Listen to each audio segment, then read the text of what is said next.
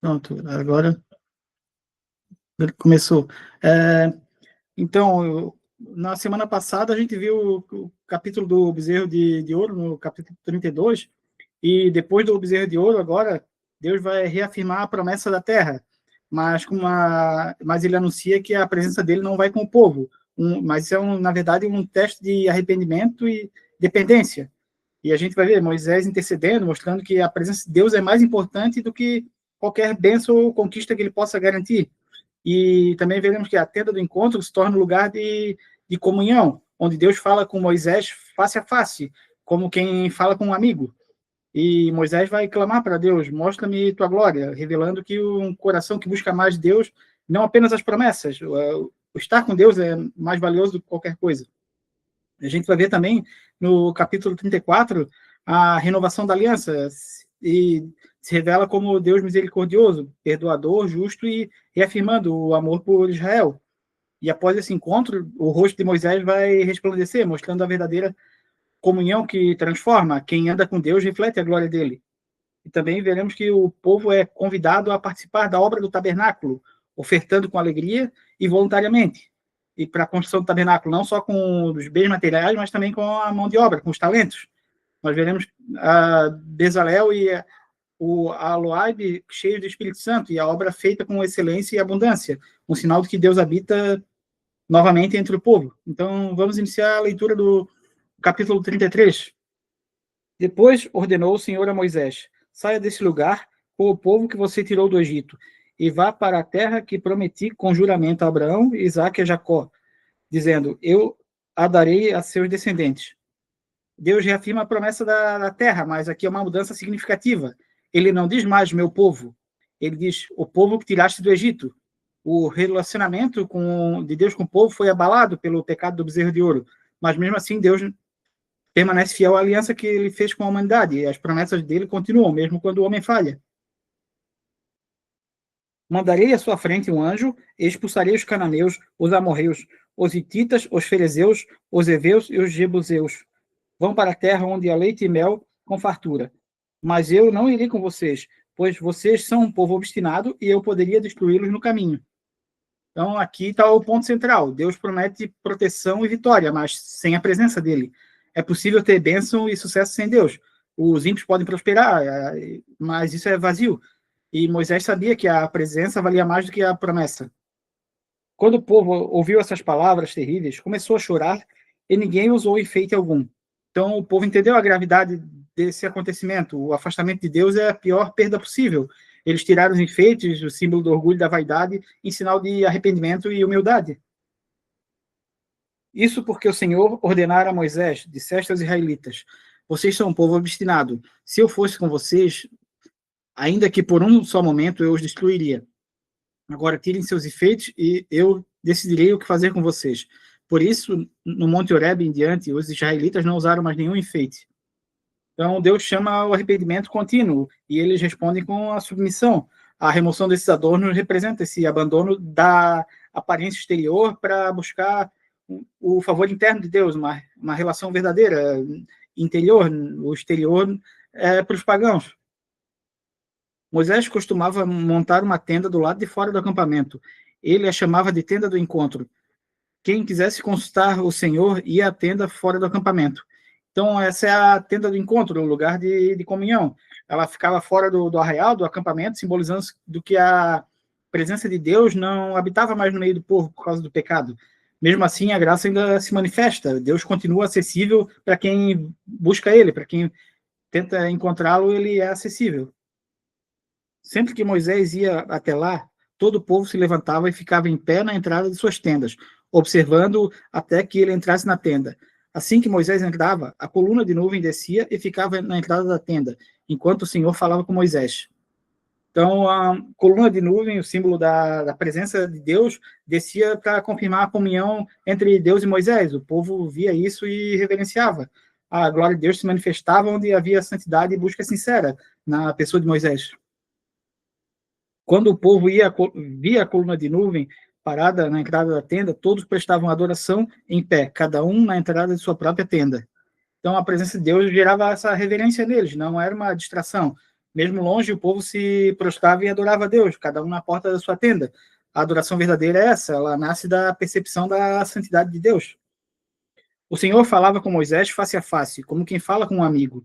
Depois Moisés voltava ao acampamento, mas Josué, filho de Num, que lhe servia como auxiliar, não se afastava da tenda.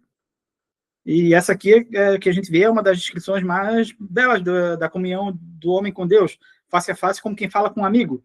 Isso, claro, que não significa que Moisés via literalmente a face de Deus, mas ele tinha um relacionamento íntimo e direto, sem intermediários.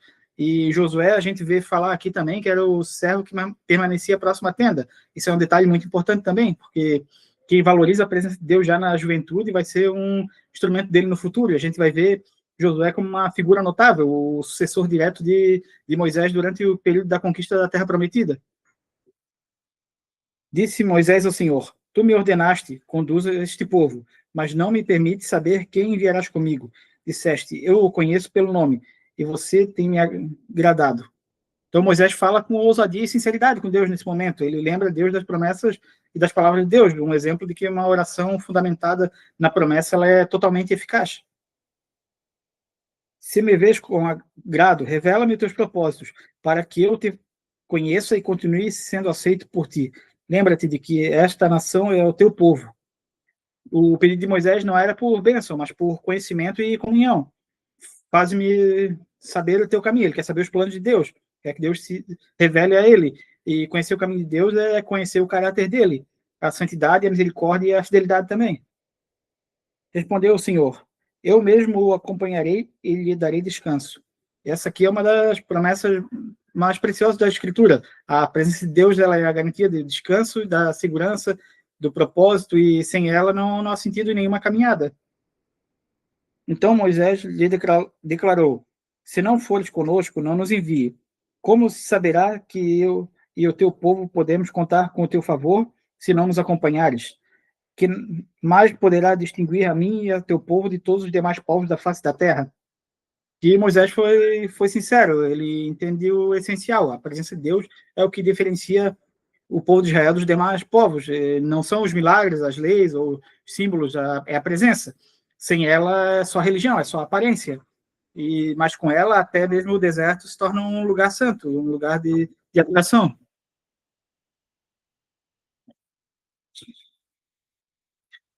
Verso 17. O Senhor disse a Moisés: Farei o que me pede, porque tenho me agradado de você e o conheço pelo nome. Então, Deus confirma o pedido. Ele se revela como um Deus pessoal que ouve, conhece e atende aqueles que andam com ele em aliança. Aqueles que têm essa amizade com Deus, têm o seu clamor atendido. Então disse Moisés: Peço-te que me mostre tua glória. Aqui esse é o verdadeiro clímax da vida de Moisés. Aqui Moisés vai literalmente zerar a vida.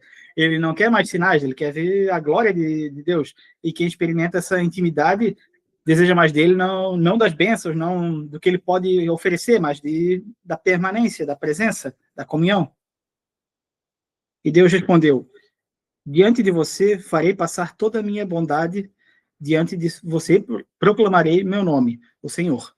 Terei misericórdia de quem eu quiser ter misericórdia, e terei compaixão de quem eu quiser ter compaixão. E acrescentou: Você não poderá ver minha face, porque ninguém poderá ver-me e continuar vivo. E prosseguiu o Senhor: Há aqui um lugar perto de mim, onde você ficará em cima de uma rocha. Quando a minha glória passar, eu colocarei uma fenda na rocha e o cobrirei com a minha mão, até que eu tenha acabado de passar. Então tirarei a minha mão e você verá minhas costas, mas a minha face ninguém poderá ver. Então Deus responde o clamor mostrando a bondade dele. A glória de Deus é o reflexo do seu caráter.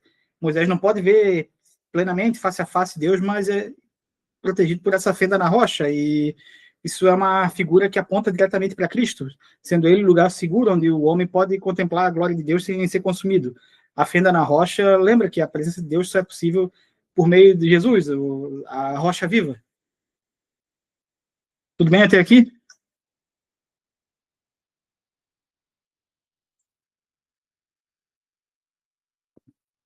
Então agora a gente vai para o capítulo 34, onde a gente vai ver Deus reescrevendo os mandamentos.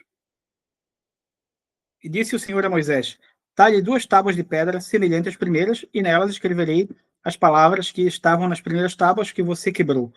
Então, a aliança que tinha sido quebrada pelo pecado do bezerro de ouro, mais uma vez Deus ordena a confecção de novas tábuas.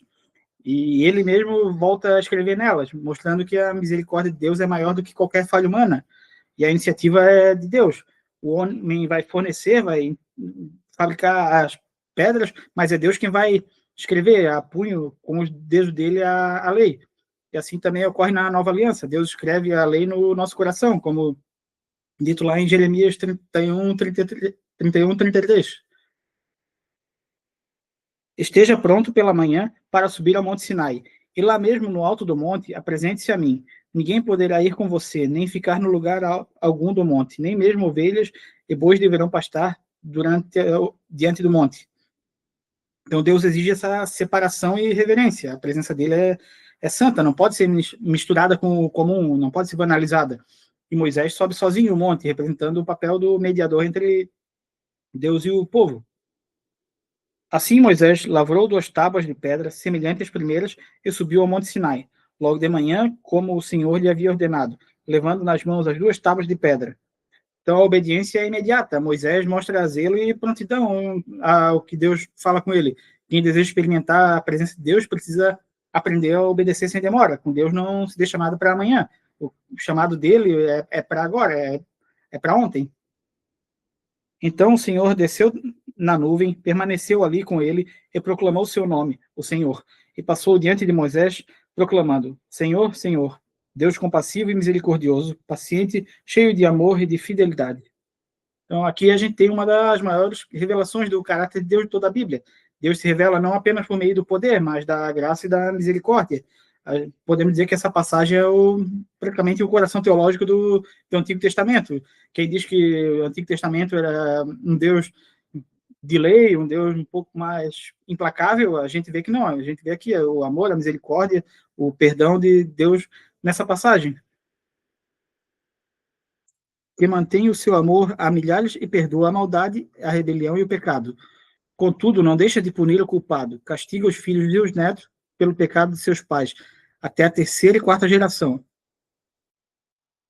Então, a justiça e a misericórdia se equilibram perfeitamente em Deus. Ele tem o perfeito equilíbrio da justiça.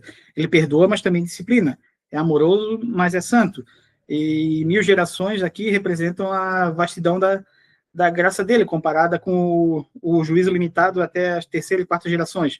Se a gente parar para pensar, uma geração é a idade em que um pai tem um filho, inicia uma nova geração. A idade média, digamos, de 25 a 30 anos. Então, 1000 gerações seria, nessa faixa etária de 25 a 30 anos, a troca de uma geração de 25 a 30 mil anos, que perpetua-se a graça de Deus, a misericórdia. Imediatamente, Moisés prostrou-se com o rosto em terra e o adorou, dizendo: Senhor, se de fato me aceitas com agrado, que o Senhor nos acompanhe, mesmo sendo este um povo obstinado, perdoa a nossa maldade e o nosso pecado, e faz de nós a tua herança. Aqui, ao ver que quem Deus é, Moisés prostra em adoração. A verdadeira adoração nasce disso, da revelação do caráter de Deus. E Moisés reconhece que o povo é rebelde, é falho, é inclinado ao pecado, mas suplica para Deus tornar eles a herança, a nação eleita dele. Isso é um pedido de restauração da total comunhão, não é parcial, não é Deus acompanhando de longe, mandando um anjo, é Deus em total comunhão com o povo. Faço com vocês uma aliança, disse o Senhor. Diante de todo o seu povo farei maravilhas, jamais realizadas na presença de nenhum outro povo do mundo. O povo no meio do qual você habita verá a obra maravilhosa que eu, o Senhor, farei. Então, Deus renova essa aliança com a promessa de maravilhas sem precedente. E eles já passaram por vários milagres até aqui. Ele reafirma o compromisso de agir em favor de Israel, mas com uma condição: fidelidade à aliança. O Targum Pseudo-Jonatas, um livro judaico, aponta que Deus falou nesse momento para Moisés: assim como tu quebraste as tábuas de pedra, eu também quebrarei o decreto da destruição que estava sobre Israel, porque Deus, quando viu a adoração, lá no capítulo 32, falou que ia destruir a nação de Israel. E aqui ele está quebrando aquele decreto que ele fez naquele momento. Obedeça às ordens que hoje lhe dou. Expulsarei de diante de você os amorreus, os cananeus, os hititas, os ferezeus, os heveus e os jebuseus.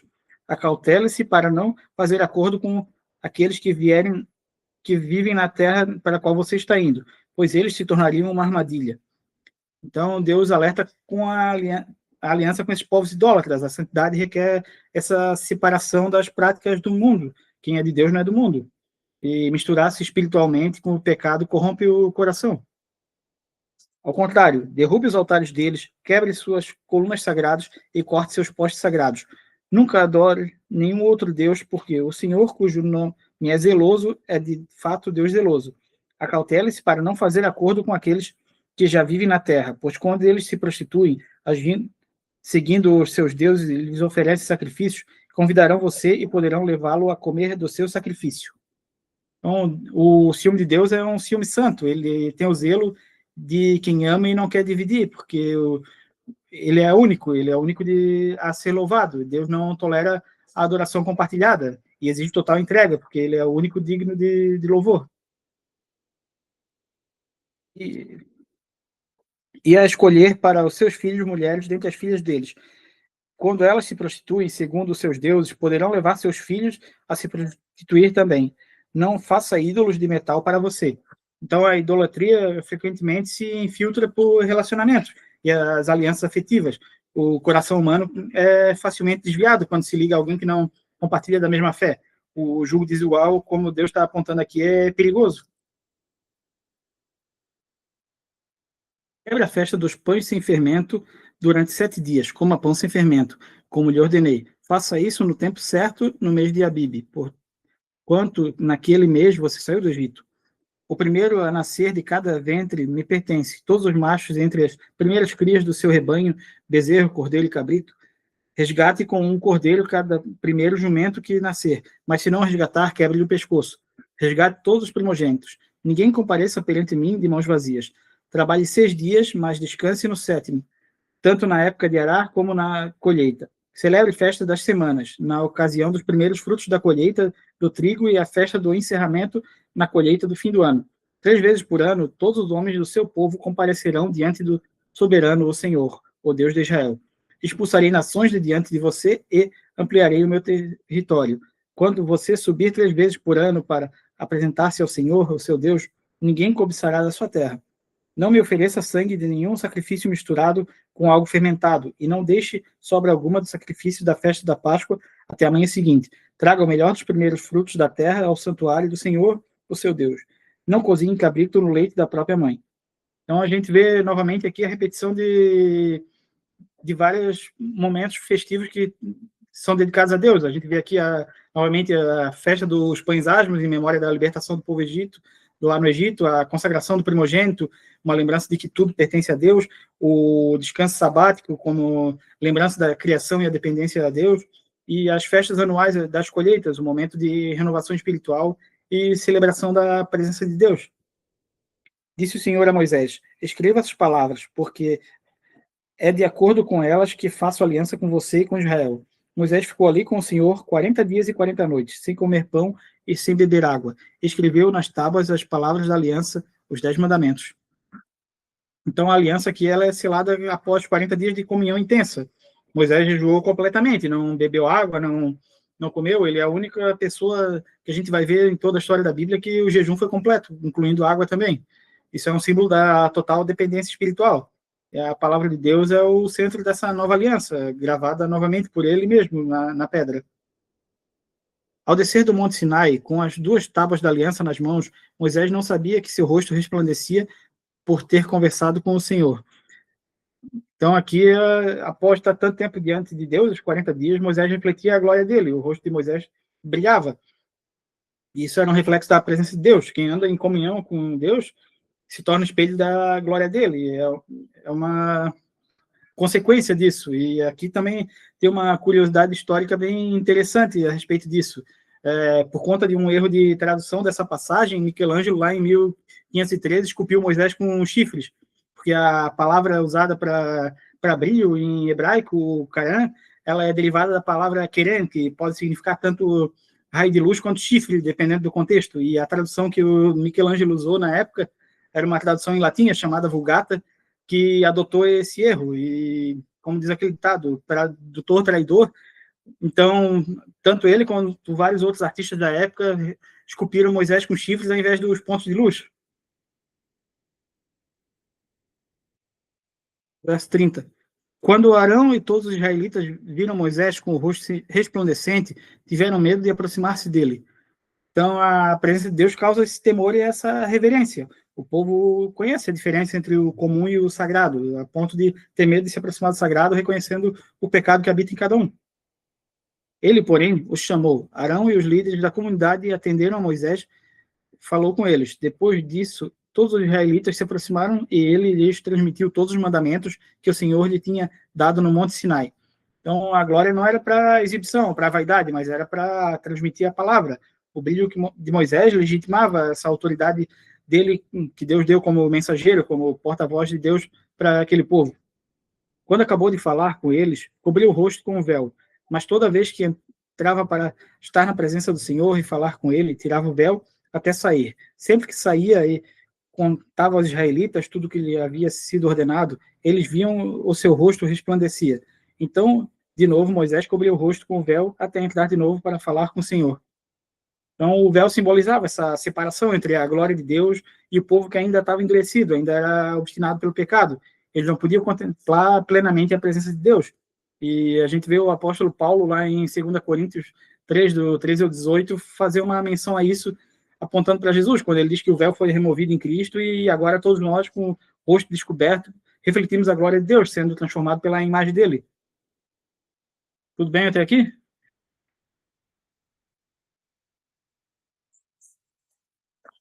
Então, vamos para o capítulo 35. Esse capítulo, na cultura judaica, é considerado um antídoto para o bezerro de ouro.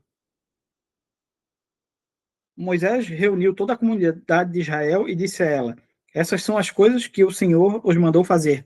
Então, antes de falar sobre as doações do trabalho, Moisés vai começar lembrando do sábado, mostrando que o descanso e a adoração vêm antes do serviço. E Deus não quer apenas trabalhadores, mão de obra, ele quer adoradores que sirvam com o coração em paz e alinhado a ele. Em 6 dias, qualquer trabalho poderá ser feito, mas no sétimo dia ele será santo, um sábado de descanso consagrado ao Senhor. Todo aquele que trabalhar nesse dia terá de ser morto. Então, a santidade do sábado ela é reafirmada aqui novamente, um dia consagrado a Deus, não ao ócio, e de renovação espiritual. O trabalho do tabernáculo seria sagrado, mas até essa obra deveria respeitar esse período de descanso dedicado a Deus. Nem sequer acendam fogo em nenhuma de suas casas no dia de sábado. Então, o fogo, o símbolo da atividade, da produção, deveria cessar no sábado, deveria ficar apagado. A mensagem aqui é clara, até o zelo pela obra de Deus precisa estar sujeito ao ritmo da graça, e tudo isso antes de iniciar a obra do tabernáculo, mostrando que nem mesmo o tabernáculo superava a santidade do descanso dedicado a Deus. Disse Moisés a toda a comunidade de Israel: foi isso que o Senhor ordenou. Separem dentre os seus bens uma oferta para o Senhor. Todo aquele que de coração estiver disposto dará como oferta ao Senhor ouro, prata e bronze. Então, aqui Deus não impôs um tributo, ele pediu ofertas voluntárias, movidas pelo coração. A verdadeira adoração ela não é forçada, é uma resposta de amor, uma resposta sincera. E Deus valoriza não o tamanho da oferta, mas a disposição do ofertante. Fios de tecido azul, roxo e vermelho, linho fino, pelos de cabra, peles de carneiro tingidas de vermelho e ouro, madeira de acácia, óleo para iluminação, especiarias para o óleo da unção e para o incenso aromático, pedra de ônix e outras pedras preciosas para serem encravadas no colete sacerdotal e no peitoral. Então, aqui cada material tem uma função no tabernáculo e todos poderiam participar, desde o mais rico até o mais humilde. Deus distribuiu os dons e recursos diferentes para que ninguém ficasse sem participar, ninguém ficasse de fora da obra do tabernáculo. Todos os que dentre vocês forem capazes virão fazer tudo quanto o Senhor ordenou. Então, aqui, além das ofertas, Deus também chama os talentosos, quem tem habilidades, os artistas, tecelões, carpinteiros, ourives. O serviço de Deus envolve tanto a doação quanto o trabalho habilidoso. Verso 11. A mesa com suas varas de todos os seus utensílios, os pães da presença, o candelabro, os seus utensílios, a lâmpada, o óleo para iluminação do altar, o incenso com as varas do óleo da unção e o incenso aromático, a cortina divisória da entrada do tabernáculo, o altar dos holocaustos com sua grelha de bronze, suas varas e todos os seus utensílios, a bacia de bronze com sua base, as cortinas externas do pátio com suas colunas, base, cortina da entrada do pátio, as estacas do tabernáculo e do pátio e suas cordas, as vestes litúrgicas para ministrar no lugar santo dos santos, tanto as vestes sagradas de Arão, o sacerdote, como as vestes de seus filhos, para quando servirem aos sacerdotes. Então, cada peça tinha um valor espiritual e um símbolo, e juntas formariam o tabernáculo como um todo, como um lugar, a morada de Deus entre os homens. Então, toda a comunidade de Israel saiu da presença de Moisés, e todos os que estavam dispostos, cujo coração os impeliu a isso, trouxe uma oferta ao Senhor para a obra da tenda do encontro, para todos os seus serviços e para as vestes sagradas. Então, o povo responde imediatamente, e cada um, depois de Moisés falar, vai lá e busca nos seus bens o que trazer. Eles trazem com alegria. Não era um mandamento coercitivo. O Espírito Santo moveu os corações. É assim que nasce o verdadeiro avivamento, quando o povo responde espontaneamente à voz de Deus. Todos que se dispuseram, tanto homens como mulheres, trouxeram joias de ouro e todo tipo de broches, brinco, anéis e ornamentos, e se apresentaram seus objetos de ouro como oferta ritualmente movida perante o Senhor. Todos os que possuíam fios de tecido azul, roxo, vermelho, linho fino, ou pelos de cabra, pele de carneiro tingida de vermelho, ou couro, trouxeram-nos. Aqueles que apresentaram oferta de prata ou de bronze, trouxeram-na como oferta ao Senhor. E todo aquele que possuía madeira de acácia para qualquer das partes da obra também trouxe. Então, até os adornos pessoais, que antes eram usados para a vaidade, como lá no bezerro de ouro, agora são consagrados a Deus. E a redenção, aqui a gente vê, transbordando como símbolo de que o pecado era o instrumento de adoração antes. Eles, diferente do que aconteceu lá no capítulo 32, que era uma imposição para construir o bezerro, um requisito para construir aquele ídolo, eles, desculpa, darem as joias, aqui é um ato espontâneo, voluntário, eles estão dando voluntariamente. E é interessante, porque aqueles que não se curvaram, aquele Deus falso, permaneceram com as joias pessoais deles, que agora eles estão dando para a obra de Deus. Quer dizer que nem todo mundo, naquele momento, doou as joias que tinha para construir aquele bezerro. Todas as mulheres capazes teceram com suas mãos e trouxeram o que havia feito, tecido azul, roxo, vermelho e linho fino. Todas as mulheres que se dispuseram e que tinham habilidade teceram pelos de cabra.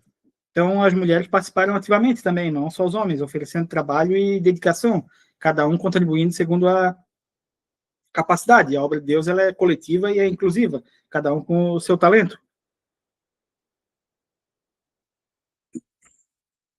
Os líderes trouxeram pedras de ônix e outras pedras preciosas para serem cravadas no colete sacerdotal e no peitoral. Trouxeram também especiarias e azeite de oliva para a iluminação e para o óleo da unção e para o incenso aromático. Todos os israelitas que se dispuseram, tanto homens como mulheres, trouxeram ao Senhor ofertas voluntárias para toda a obra do Senhor por meio de Moisés, que ordenou que lhe fizessem. Então, disse Moisés aos israelitas: o Senhor escolheu Bezalel, filho de Uri, neto de Ur, da tribo de Judá. Eu encheu do Espírito de Deus, dando-lhe destreza, habilidade e plena capacidade artística para desempenhar e executar trabalhos em ouro, prata e bronze, para talhar, lapidar pedras e entalhar madeira e todo tipo de obra artesanal. Então, Deus aqui repete o chamado de Bezalel, o artífice principal. A unção do Espírito Santo não se limita só ao altar, ela também capacita mãos criativas para transformar a matéria-prima em adoração. É possível adorar a Deus em todas as formas de arte, em todos os ofícios, todos os trabalhos. E concedeu tanto a ele como a Oliabe, filho de Aizamaque, da tribo de Dan, a habilidade de ensinar os outros. A todos esses deu capacidade para realizar todo tipo de obra como artesãos, projetistas, bordadores de linho fino e de fio de tecido azul, roxo e vermelho, e como tecelões. Eram capazes de projetar e executar qualquer trabalho artesanal. Então, além de realizar, eles foram capacitados para ensinar os outros. Eles foram multiplicadores, com um dom de mestre, de ensinar essas habilidades que eles receberam de Deus. O Espírito Santo transformando o talento em ministério e ofício em serviço sagrado aqui. Tudo bem até aqui? Então, vamos para dar continuidade à obra do tabernáculo aqui no capítulo 36. Assim, Bezalel e Aholiabe e todos os homens capazes a quem o Senhor concedeu destreza e habilidade para fazer toda a obra da construção do santuário, realizaram a obra como o Senhor ordenou. Então, aqui a primeira frase resume todo o princípio da obra, a sabedoria, o entendimento e a obediência para eles. Sabedoria para saber o que fazer, o entendimento para compreender o propósito dessa obra e a obediência para realizar exatamente como Deus instruiu, que Deus foi detalhista em cada aspecto da obra do tabernáculo. Então Moisés chamou Bezalel e Aholiabe e todos os homens capazes a quem o Senhor dera habilidade e que estavam dispostos a vir realizar a obra. Então a obra de Deus ela é movida por corações voluntários. Não há imposição, mas um impulso interior dado pelo Espírito Santo. O chamado ele é irresistível para quem ama a Deus. Quem ama a Deus não consegue resistir ao chamado de servir. Receberam de Moisés todas as ofertas que os israelitas tinham trazido para a obra da construção do santuário, e o povo continuava trazendo voluntariamente ofertas manhã após manhã. Por isso, todos os artesãos habilidosos que trabalhavam no santuário interromperam o trabalho e disseram a Moisés: o povo está fazendo mais do que o suficiente para realizar a obra que o Senhor ordenou. Então, esse é um dos momentos que a gente vê mais interessante de Êxodo. O povo deu tanto que precisou interromper, parar de trazer, porque tudo que eles trouxeram já dava e sobrava para a construção do tabernáculo. Quando o coração é tocado pela presença de Deus, a generosidade se torna uma coisa abundante, escandalosa, exagerada. Então Moisés ordenou que fosse feita essa proclamação em todo o acampamento. Nenhum homem ou mulher deverá trazer mais nada para ser oferecido ao santuário. Assim o povo foi impedido de trazer mais, pois o que já haviam recebido era mais do que suficiente para realizar a obra. Então, a abundância das ofertas mostra que Deus sempre supre tudo quando o povo coopera com alegria. E aqui a gente aprende também esse princípio eterno, quando no coração nunca falta provisão.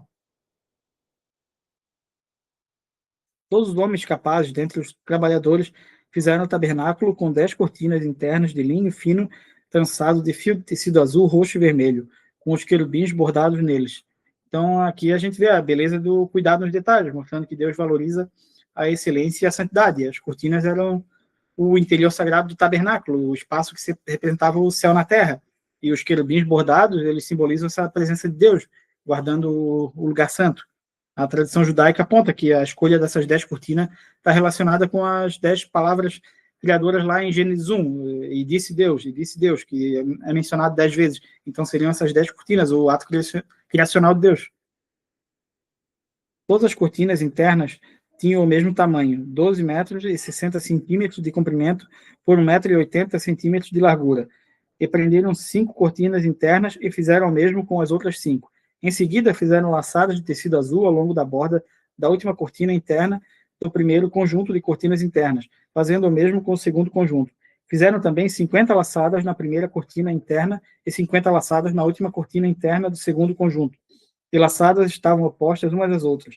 Depois fizeram 50 ganchos de ouro, com eles prenderam um conjunto de cortinas interna ao outro para que o tabernáculo formasse um todo. Então, a harmonia e a simetria perfeita, aqui representando a perfeição da presença de Deus. Cada parte se encaixava uma na outra, nada era aleatório. E assim é como o corpo de Cristo, muitos dons, mas um só propósito. Com um total de 12 cortinas internas de pelos de cabra, fizeram uma tenda para cobrir o tabernáculo. As 11 cortinas internas tinham a mesma medida, 13,5 metros de comprimento por 1 metro e 80 centímetros de largura. Prenderam 5 cortinas internas num conjunto e outras 6 no outro conjunto.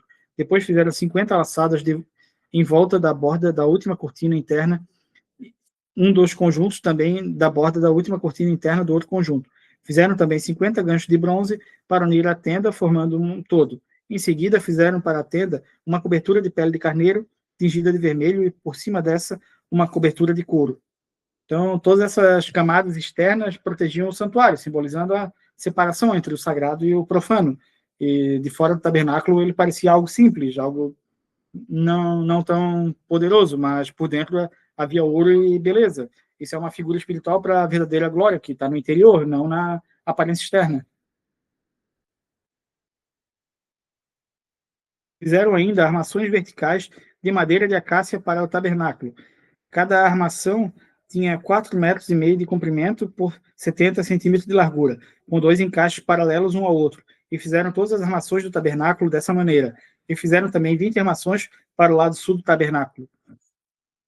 Então, essas tábuas de acácia eram forte, durável e simbolizava a firmeza e a permanência, representando a estrutura do tabernáculo, assim como a fé sustenta a vida espiritual, ela precisa ser firme.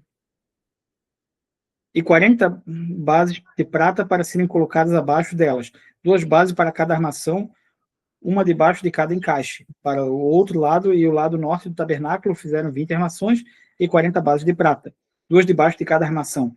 E fizeram ainda 6 armações na parte de trás do tabernáculo, isso é, para o lado ocidental, e 2 armações fora montadas nos cantos, da parte de trás do tabernáculo. Nesses 2 cantos, as armações eram duplas, desde a parte inferior até a mais alta, colocando numa só gola, argola ambas feitas do mesmo modo. Havia, pois, 8 armações e 16 bases de prata, 2 debaixo de cada armação. Então, essas bases de prata elas foram obtidas com aquela oferta da expiação, que a gente viu lá em Êxodo 30, que cada um pagou no recenseamento por sua vida, mostrando que o santuário repousava sobre o fundamento da redenção. Tudo pertence a Deus e se apoia no sacrifício que expia o pecado, um prenúncio para a obra de Cristo, que viria expiar o pecado e sustentar a nossa vida. Também fizeram travessões de madeira de acácia, 5 para cada armação de um lado do tabernáculo, 5 para o outro lado e 5 para o lado ocidental, na parte de trás do tabernáculo. Fizeram outra travessão central de uma extremidade à outra, passando pelo meio das armações. Então, essas travessas, elas uniam toda a estrutura, garantindo uma estabilidade. A espiritualidade representa essa comunhão, o amor que une os crentes, o elo invisível que mantém firme o corpo de Cristo, a igreja. Revestiu de ouro as armações e fizeram argolas de ouro para sustentar os travessões, as quais também revestiram de ouro. Fizeram um véu de linho fino trançado de fio de tecido azul, roxo e vermelho, e mandaram bordar nele querubins. Fizeram-lhe 4 colunas de madeira de acácia e revestiram de ouro. Fizeram-lhe ainda ganchos de ouro e fundiram suas bases de prata. Então, o véu para separar o santo do lugar santo é a barreira entre o homem e Deus, e somente o sumo sacerdote podia atravessar ele, mas esse véu aqui, que a gente vê que foi construído, foi rasgado lá no Calvário, lá em Mateus 27:51, diz que o véu do templo se rasgou de alto a baixo, simbolizando que em Cristo o acesso à presença de Deus foi aberto para todos nós, não era mais só para o sumo sacerdote uma vez por ano.